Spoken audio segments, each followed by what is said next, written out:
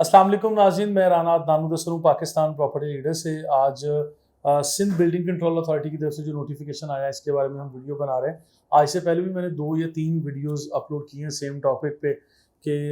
Sindh building control authority की तरफ से एनओसी मिल गया बैरियर टाउन को और 16,896 एकड़ जगह को अप्रूव कर दिया गया या एनओसी दे दी गई। ये एनओसी का सब्जेक्ट क्या है, किस पर्पज़ के लिए एनओसी दिया गया और ये किन बेसिस पर बैरियर टाउन को ये एनओसी मिला है, एसबीसीए ने किस तरह से इसको इशू किया, इन सारी चीज़ों को वन बाय वन डिस्कस करते हैं। सबसे पहले बताता चलूँ कि इसका सब्जेक्ट क्या है, टाइटल क्या है, कि ये जो एनओसी दी गई है barrier town Karachi private limited को दी गई है। बैरियर टाउन का एनटीएन नंबर और ये सारी चीज़ें लिखी हुई हैं और इसके बारे में आगे लिखा हुआ no objection certificate for sale and advertisement of residential and commercial plots, open plots for barrier town Karachi, कि ये सारी 16,896 एकड़ जगह के लिए बैरियर टाउन को सेल ये करें ये लोग बैरियर टाउन वाले या एडवर्टाइज करें, इसके लिए ये एनओसी दे दिया गया for residential plots and commercial plots, दोनों के लिए ये एनओसी। और एनओसी किन बुनियादों पर दिया गया, इसमें वाज़ह तौर पर ये लिखा हुआ है कि ये एनओसी जो दिया गया है ये प्रोविजनल एनओसी है और ये दिया गया 3 या 4 पॉइंट बनते हैं। सबसे पहला पॉइंट ये है कि इसमें वाज़ह तौर पर लिखा हुआ है कि ये एनओसी ये उस बेसिस पे दिया गया जो इनको layout plan Malir development authority ने जो अप्रूव किया था, layout plan of barrier town Karachi यानी मास्टर प्लान भी जिसे कहा जाता है, ये जो बैरियर टाउन के लिए मलीर डेवलपमेंट अथॉरिटी ने अप्रूव किया था उसको बुनियाद बनाया गया। दूसरी बात ये की गई कि इसमें additional deputy commissioner district Malir इनकी तरफ से एक लेटर रिसीव हुआ जिसमें लेटर नंबर और डेट और सारी चीज़ें इसके अंदर लिखी गई हैं, इसको बुनियाद बनाया गया। और तीसरा इसमें ये बात की गई कि जो सुप्रीम कोर्ट ऑफ पाकिस्तान ने जो terms and condition barrier town के बारे में फाइनलाइज किए थे उनकी बुनियाद पे ये किया गया कि बैरियर टाउन इस चीज़ का पाबंद है कि बैरियर टाउन ने सुप्रीम कोर्ट ऑफ पाकिस्तान की तरफ से इशू किए गए जो भी उनके ऑर्डर्स थे, ये टर्म्स एंड कंडीशंस थे, डायरेक्शंस थी, ऑर्डर्स थे, उनके मुताबिक इम्प्लीमेंट करना है और इसको जो अमाउंट्स वगैरह पेंडिंग है वो पे करनी है। वही जो 4.5 बिलियन की अमाउंट थी ये सारी पे करनी है और उसके बाद जाके ये एनओसीज को अमल में लाया गया। आगे इसमें वाज़ह तौर पे ये भी लिखा हुआ पॉइंट नंबर 4 के ऊपर कि अगर barrier town in terms and condition को फॉलो नहीं करता इसमें से किसी भी एक को, तो ये एसबीसीए अपने राइट्स को रिजर्व करता है कि ये इसको यानी एडवर्स भी कर सकते हैं, यानी इसको कैंसिलेशन की तरफ या इसको डिसओन भी कर सकते हैं।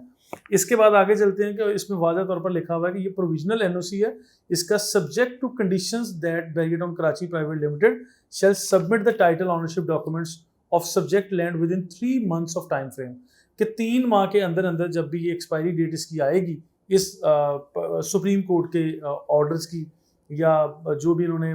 डायरेक्शंस दी हैं उसके मुताबिक उसके 3 माह के अंदर अंदर ये लोग बैरियर टाउन पाबंद है कि ये सारा काम करें और इसके डॉक्यूमेंट ऑफ ऑनरशिप भी प्रेजेंट करें। अब इसको लेके इस नोटिफिकेशन के ये नाज़रीन सिंध बिल्डिंग अथॉरिटी का ये नोटिफिकेशन है, इसको लेके इसके टोटल 3 पेजेस पर मुश्तमिल ये हमारा ये दिया गया। मैं कोशिश करूँगा कि एडिटिंग में बाद में भी हमारे दोस्त इसको शो कर दें। यहाँ पे इसके टोटल 3 पेजेस हैं। इसका ये फर्स्ट पेज है जिसमें Sindh building authority, Sindh building control authority, ये सारा एसबीसीए का नोटिफिकेशन ऊपर टाइटल के साथ दिया गया। अब मैं ये बताता चलूँ इसके पेज नंबर 2 या पेज नंबर 3 के मुताबिक इसमें 16,896 एकड़ जगह को मजीद एक्सप्लेन किया गया कि इसके अंदर कमर्शियल एरियाज कौन कौन से शामिल हैं और रेजिडेंशियल एरियाज कौन कौन से शामिल हैं। मुझसे एक सवाल किया गया कि प्रीसिंक्ट 11B और 10B के जो प्लॉट्स हैं या विलाज हैं वो इस अप्रूव्ड जगह के अंदर शामिल हैं या नहीं, तो मैं आपको जवाब देता चलूँ कि बिल्कुल इसके अंदर शामिल है। इसके अंदर जो अप्रूव्ड लैंड के अंदर एरिया शामिल है उसमें वाज़ह तौर पर जो मैप है पूरे बैरियर टाउन का जो मास्टर प्लान के मुताबिक हमने पहले भी आपके साथ शेयर किया था,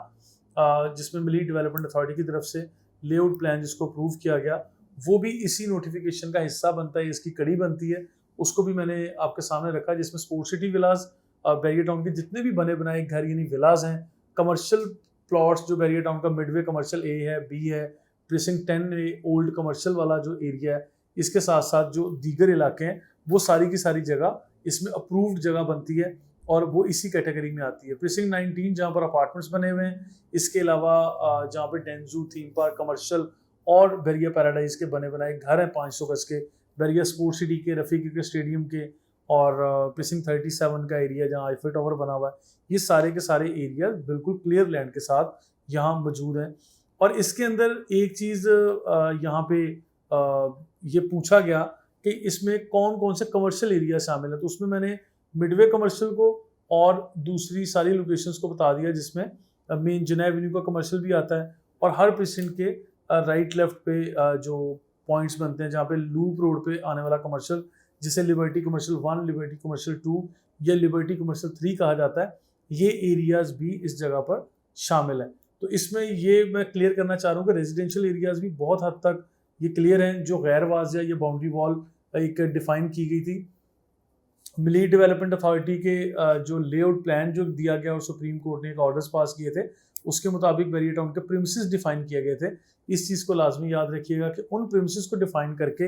बैरियर टाउन के इर्द गिर्द एक बाउंड्री वॉल बनाई गई, जिसमें सुप्रीम कोर्ट के ये ऑर्डर्स थे कि हमें क्लियर पता होना चाहिए कि कितना एरिया बैरियर टाउन की मलकियत है और कितना एरिया बैरियर टाउन की मलकियत में नहीं है। ये मतलब अनलिमिटेड आगे स्प्रेड तो नहीं हो रहा, ये इस तरह से तो नहीं है। तो इन सारी चीज़ों को यहाँ पे हमने क्लियर करने की कोशिश की थी कि ये ताकि आप लोगों के पास रहे और इन चीज़ों को हम आपके साथ शेयर करते रहें। मज़ीद मैं बताता चलूँ कि जो लेआउट मैप है वो भी आपके साथ शेयर किया जा चुका है और अब आप इसके मुताबिक पहले भी इन्वेस्टमेंट कर रहे थे और अब ज़्यादा अच्छे और स्ट्रॉन्ग तरीके से आप इन्वेस्टमेंट कर सकते हैं। आपकी इन्वेस्टमेंट सेफ जोन में है इंशाल्लाह। और इससे नेक्स्ट मरहला जो होगा वो मरहला लीज़ की तरफ जाएगा कि आपकी प्रॉपर्टीज़ को लीज़ की तरफ डाला जाएगा। और एक अच्छी खुशाइंद बात मैं ये बताता चलूँ कि साल 2021 और साल 2022 में जो annual tax government of Pakistan की तरफ से दिए गए, वो फेडरल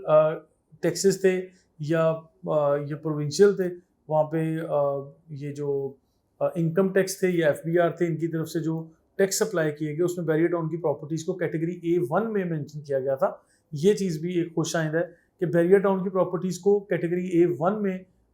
जो मेंशन करने का मकसद ये है या पर्पज़ ये था कि इसके जिस तरह यहाँ पे शारा फैसल और कराची शहर की दीगर प्रॉपर्टीज़ को